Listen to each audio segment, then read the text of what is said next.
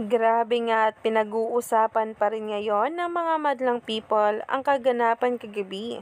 Lalong-lalo na nga si Belle na nagtitrending na nga ngayon sa Twitter.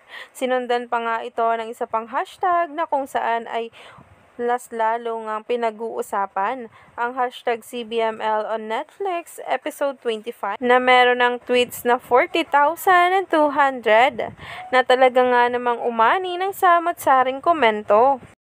Lalo na ngang pinag-usapan pa ng makamit nga ng CBML ang new record high na merong 466,920 kung saan todo-todo na nga ang pasasalamat sa mga kapamilya na walang sawang nanonood at na-hook na sa tambalan ng Don Bell at teleserye nitong CBML.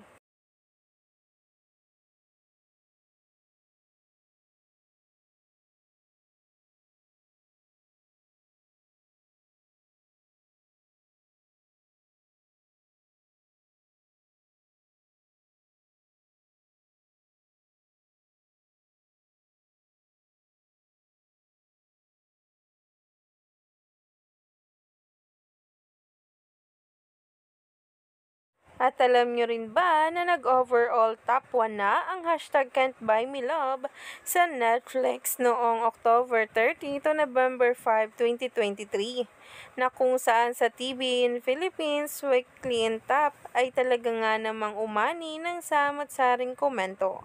Kaya naman kaabang-abang nga ang magiging eksena pa na talaga nga na pa-intense na ang bawat eksena. Kaya naman, wag nang magpahuli pa at stay tuned lang.